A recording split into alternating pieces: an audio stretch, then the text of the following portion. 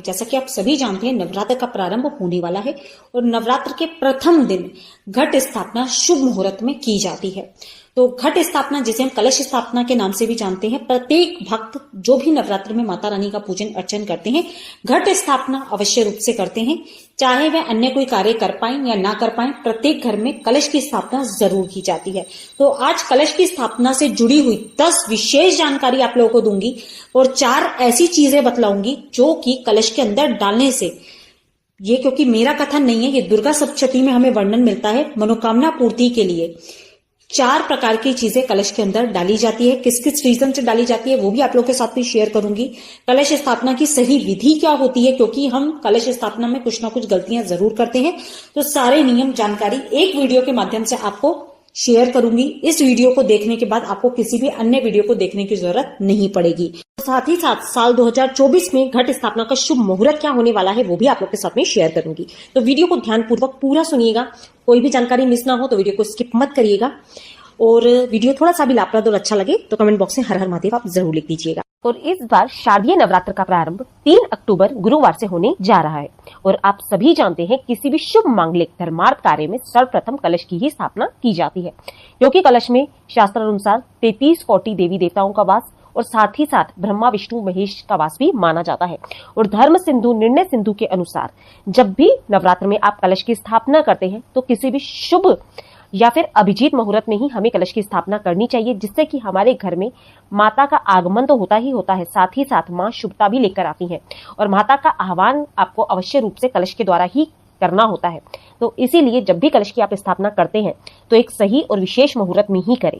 इस वर्ष 2 शुभ मुहूर्त आपको प्राप्त हो रहे हैं। कौन कौन से हैं वो भी जान लीजिए।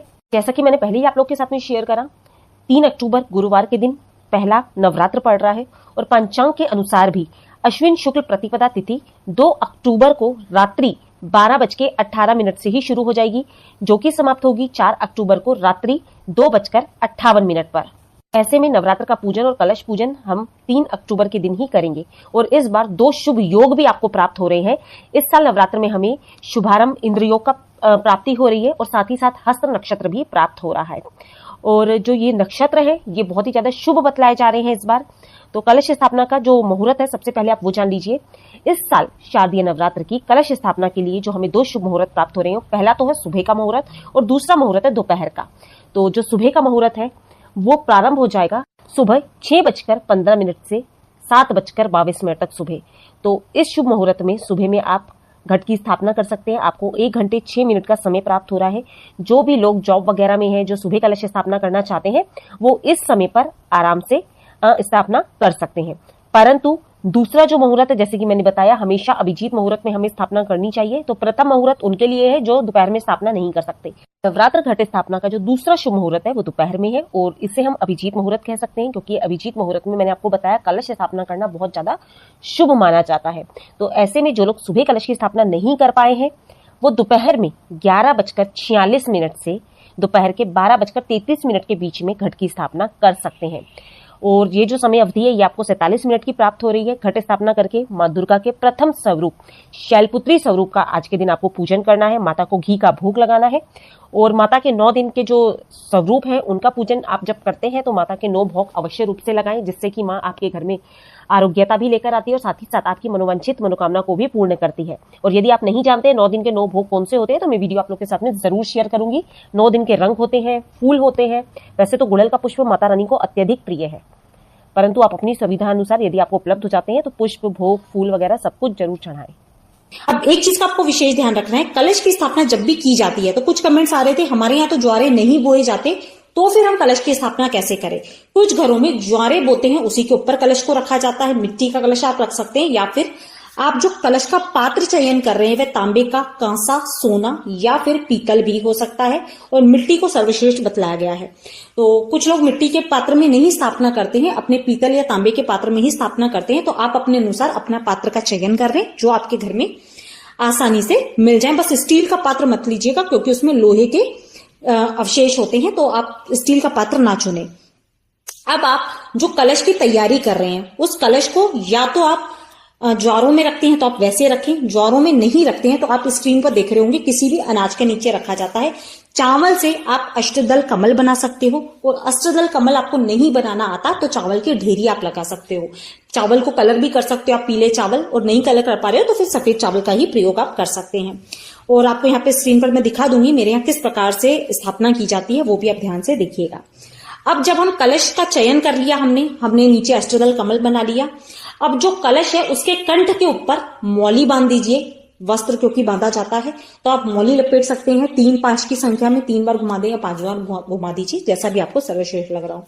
उसके ऊपर स्वास्तिक का चिन्ह आपको अवश्य रूप से बनाना है।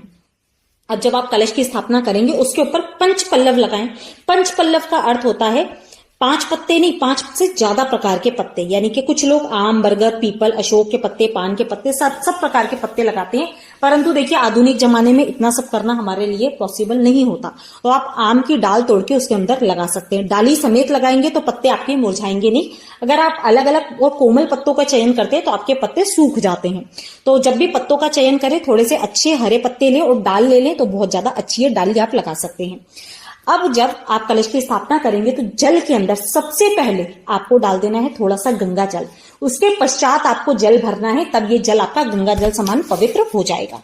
इसके अंदर आपको सिक्का, सुपारी, लौंग, इलायची, हल्दी की गांठ, यदि आपके पास हल्दी की गांठ है तो हल्दी की गांठ डाल दीजिए, और यदि आपके पास हल्दी की गांठ नहीं है तो फिर आप हल्दी का पाउडर भी डाल सकते हैं।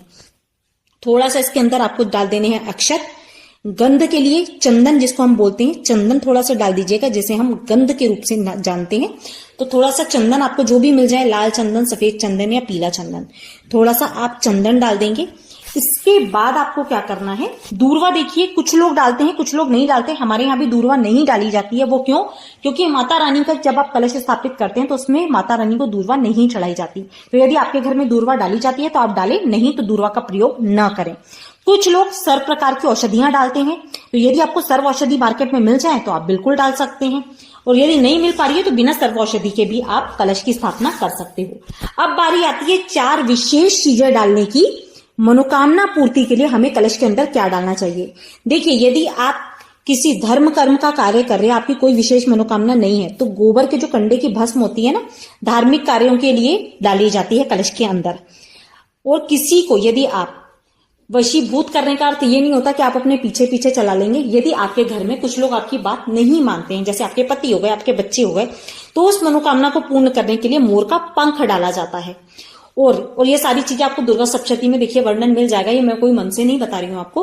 और यदि आप धन की कामना करते हो, धन की चाह रखते हो, तो जो शुद्ध मोती होता है आप वो कलश के अंदर डाल सकते हैं।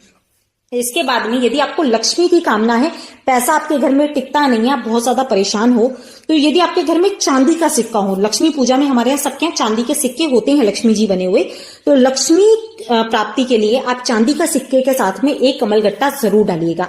और कमलगट्टा वैसे भी जब भी आप कलश स्थापना करते हैं, लक्ष्मी प्राप्ति के लिए कमलगट्टा जरूर डाला जाता है, तो कमलगट्टा आप अवश्य रूप से अपने कलश के अंदर जरूर डालिएगा। और जब आप कमलगट्टा और ये सिक्का डालेंगे तो ओम लक्ष्मीभ्ये नमः का आपको जाप करते हुए ही इन चीजों को डालना है।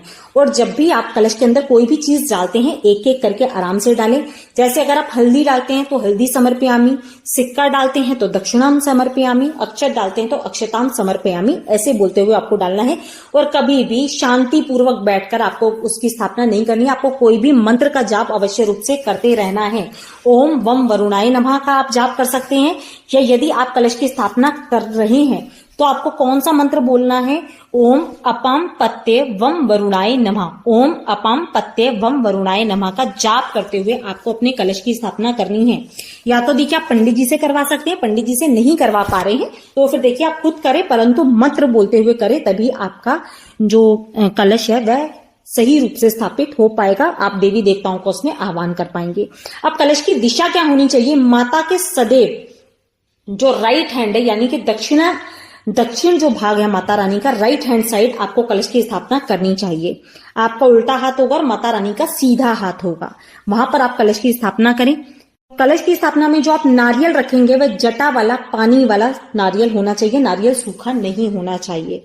नारियल के ऊपर आप माता रानी की, जय माता दी की लाल रंग की चुनरी होती है, आप वो लपेट सकते हो। वो नहीं मिल रही तो आपको कलावा लपेट लेना है। अब कलावे की संख्या आप पूछेंगे 3, 5, 7 जितना लपेटना हो कलावा आराम से लपेट लीजिएगा, खाली नारियल को नहीं रखा जाता। अब नारियल कुछ फोटोज में आप देखते होंगे खड़ा नारियल रख दिया, इस फोटो में जो आप देख रहे होगे ऐसा नारियल आपको गलती से भी नहीं रखना है। तीनों चीजें बता रही हूं, ध्यान से सुनिएगा। मुख जो नारियल का होता है, जो डंठल का जो आप हिस्सा देख रहे होगे ना, डंठल जहां से नारियल के नेत्र होते हैं, अगर वो नेत्र वाला हिस्सा जल के अंदर है तो वो शत्रु वृद्धि करता है, पूर्व की ओर है तो वो विद्या का विनाश करता है, और यदि आप ऊपर करके जैसे कि आप स्क्रीन पर देख रहे होगे इस तरह से आपने नारियल को रखा है तो ये रोगों को लेकर आता है। तो आपको भूल से भी इस तरह से नारियल नहीं रखना है। स्क्रीन पे बार बार बोल रही हूँ, कुछ लोग बोलते हैं नहीं आप ऐसे रख सकते, स्क्रीन पे बार बार बोल रही हूँ, कुछ लोग बोलते हैं नहीं आप ऐसे रख सकते हो, परंतु ये बहुत गलत होता है। नारियल जब भी आप रखते हो पूजा करने वाले की ओर ही होना चाहिए। ये यानी कि नारियल के जो नेत्र होते हैं, नेत्र किस साइड होते हैं, जो डंठल वाला हिस्सा होता है, जो मोटा मोटा होता है, तीखा हिस्सा नहीं, ये जो मोटा हिस्सा होता है जहां पे आप फूल देख रहे होगे ये हिस्सा आपकी ओर होना चाहिए। इस बात का आपको विशेष रूप से ध्यान रखना है, ठीक है। अब जब आप एक बार नारियल की स्थापना कर देते हैं ना, नारियल को रोजाना ऐसा नहीं है कि आप पूजा कर रहे हैं वो नारियल आपसे हिल गया मतलब वो आपका कलश खंडित हो गया। खंडित होने का अर्थ होता है 9 दिन का जो आपने संकल्प लिया था वह आपका खंडित हो गया। तो इस दौरान आपको नारियल को अपना हिलाना नहीं है। पंचोपचार विधि से पहले जल छिड़के, जल के बाद गंधक, अक्षत, पुष्प, धूप, दीप, नैवेद्य लगा के कलश देवता का पूजन करें। कलश को वस्त्र समर्पित करें, कलावा चढ़ाएं, उसके ऊपर आप जनेऊ रखें, ठीक है। और जब भी आप कलश का पूजन करते जाएंगे तो ओम अपाम पत्ते वम वरुणाय नमः का जाप करते हुए आप पूजन करते रहेंगे। आह्वान करें, भगवानों का स्थापना करें, इस तरह से घट स्थापना की जाती है। एक बात का आपको विशेष रूप से ध्यान रखना है, यदि आप ज्वारे बो रहे हैं, अखंड जोत जला रहे हैं, कलश की स्थापना कर रहे हैं, पहले दिन तो आप बहुत विधि विधान से पूजन करते हैं, बाकी के 8 दिन भूल ही जाते हैं। तो जब भी आप सुबह की पहली पूजा प्रारंभ करेंगे, मैं आपके साथ में वीडियो जरूर शेयर करूंगी कि डेली पूजा हम लोग किस प्रकार करते हैं। उसी प्रकार से आप सभी को डेली पूजन करना है। कैसे करना है? जब आप सुबह माता रानी का पूजन करते हैं, गणेश जी के पूजन के पश्चात ज्योत का पूजन होता है। ज्योत का पूजन होने के पश्चात में यदि आपने नवग्रह षोडश मातृका बनाई है तो उनका पूजन होता है, और कलश देवता का भी डेली पूजन किया जाता है। डेली पूजन कैसे? एक बार आपने कलश को स्थापित करा और अगले दिन वापस से आपको जल का छींटा देके उन्हें स्नान का भाव करते हुए चंदन तिलक लगाना है। उसके बाद अक्षत, पुष्प, इत्र वगैरह जो आप डेली पूजन करते हैं वैसे करना है। धूप दीप दिखाना है, नैवेद्य जरूर अर्पण करना है। नैवेद्य अर्पण करने की विधि, पान के ऊपर बताशा या मिष्ठान रखकर उस पे दक्षिणा सिक्का रखकर भगवान को आप अर्पित करें, कलश देव को आप अर्पित करें। यदि रोजाना पान के पत्ते आपको नहीं मिल पा रहे हैं तो कुछ भी भोग कटोरी में रखकर उस पे दक्षिणा रख के भगवान के सामने रखें, उस पे 3 बार जल जरूर घुमा दीजिएगा।